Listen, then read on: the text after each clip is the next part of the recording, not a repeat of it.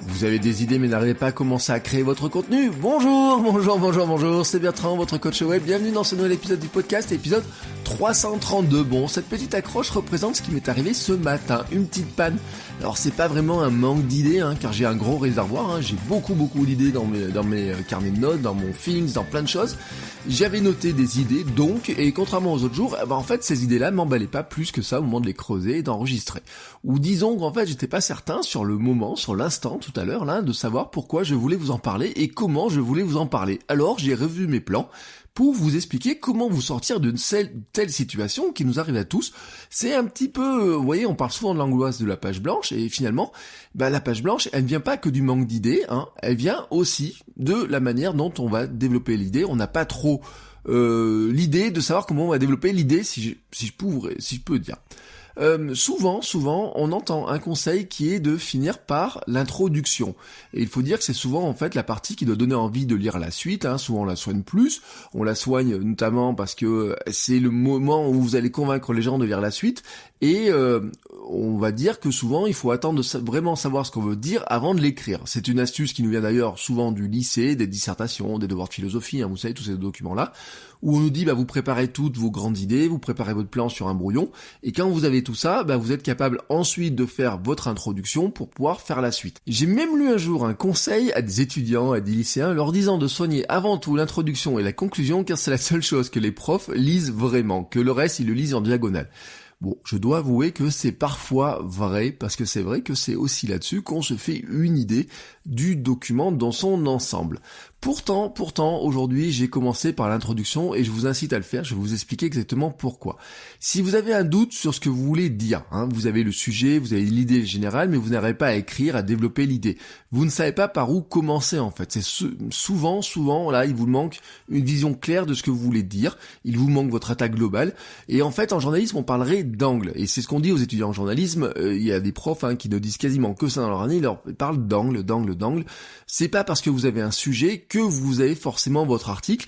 Entre le sujet et l'article, il faut trouver l'angle dans lequel vous allez l'attaquer. Alors, une manière de définir cet angle-là, c'est de commencer par une première intro. C'est une première version qui vous donne le pitch de votre contenu et qui va vous donner un petit peu le ton global du contenu que vous allez écrire. L'idée n'est pas d'obtenir directement votre intro définitive, l'idée est plutôt de créer une première intro qui vous explique à vous, le créateur, pourquoi ce contenu que vous allez écrire ou créer est important, ça marche pour d'autres types de contenus. En fait, elle va comporter deux choses. Donc je vous l'ai dit, un mini pitch, résumé en une phrase que votre contenu va apporter au lecteur, et la deuxième chose, c'est sa raison d'être. Pourquoi ce contenu existe? Pourquoi c'est important? Pourquoi il faut croire à ce que vous allez dire? Pourquoi est-ce qu'il faut appliquer le conseil que vous allez donner? Cette première intro, en fait, elle va vous donner l'objectif que vous vous assignez en créant ce contenu. Elle vous donne donc un angle. Elle vous permet de vous concentrer très facilement sur ce que vous voulez créer. Elle vous évite de vous éparpiller. Elle vous permet de vérifier que vous développez bien la bonne idée que vous voulez. Quand vous avez un doute ensuite dans l'écriture, vous revenez à cette première intro en disant oui, je suis bien dans les clous de ce que je voulais faire au départ. C'est ce que j'ai fait pour cet épisode. En fait, j'ai repris mes idées de départ et j'ai observé ces idées de départ et j'ai fait un mini pitch. Je veux apporter au créateur bloqué quand il commence à rédiger un contenu un moyen de lancer la machine. Raison d'être, nous sommes tous un jour bloqués devant une feuille blanche. Parfois cela vient du manque d'idées, mais c'est aussi souvent la difficulté à développer une idée que l'on a en tête. Voilà, c'était mon point de départ. Le point de départ, c'est ça. Le reste, en fait, finalement, qu'est-ce que j'ai fait? J'ai brodé. J'ai brodé avec ma petite accroche qui s'est raccrochée à cette petite intro.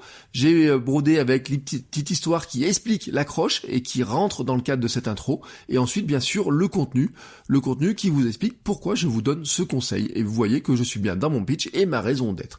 C'est ensuite, cette intro que vous avez faite au départ, elle est surtout pour vous. Donc ensuite, vous allez pouvoir la revoir, la rendre plus sexy, la rendre plus vendeuse, la rendre en fait publiable, tout simplement. Peut-être que des fois votre intro sera pas si mauvaise que ça et vous pouvez vous dire tiens, je peux la reprendre telle quelle. Parfois il faudra beaucoup plus la travailler parce qu'en développant vos idées, finalement vous allez voir que vous pouvez beaucoup l'affiner. Mais finalement, en fait, elle vous donne la trame, vous savez où vous allez et c'est exactement le but de cette petite intro, c'est de lancer vraiment la machine pour vous donner la trame, vous dire là où vous allez et vous permettre de commencer à écrire. Alors cela marche pour un article, un contenu court, ça marcherait même pour une photo Instagram dont vous voulez écrire en fait une une petite présentation qui fasse plus qu'une ligne, vous avez envie d'écrire un peu plus la photo, et ben vous posez la question, vous faites un petit pitch, pourquoi j'ai publié cette photo et pourquoi, quelle est sa raison d'être dans mon flux, qu'est-ce que je voudrais expliquer en fait à mes fans, aux gens qui suivent mon compte Instagram. Vous voyez que ça marche exactement de la même manière, et vous pouvez aussi le faire sur des contenus plus longs, tel un livre, voilà. Alors en parlant de livre justement, j'ai donné la semaine dernière au soutien du podcast une première version de la version minimum viable du mien. Ça fait partie des petits avantages que je donne à ceux qui soutiennent le podcast via Patreon. Je vous rappelle qu'en fait, en donnant l'équivalent, on va dire, d'un café, mais vous pouvez donner plus qu'un café, si vous pouvez donner plusieurs cafés si vous voulez, vous pouvez m'aider à financer le podcast, le matériel, l'hébergement, et vous accédez aussi en échange à des contenus exclusifs qui sont le podcast privé, qui sont des vidéos, qui sont des petits bonus, que vous avez, et donc des contenus tels que la première version du livre, vraiment avec même la capacité dessus vraiment de donner vos conseils et d'interagir avec. Voilà. Sur ce, je vous souhaite à tous une très très belle journée et je vous dis à demain pour un nouvel épisode. Ciao ciao les créateurs.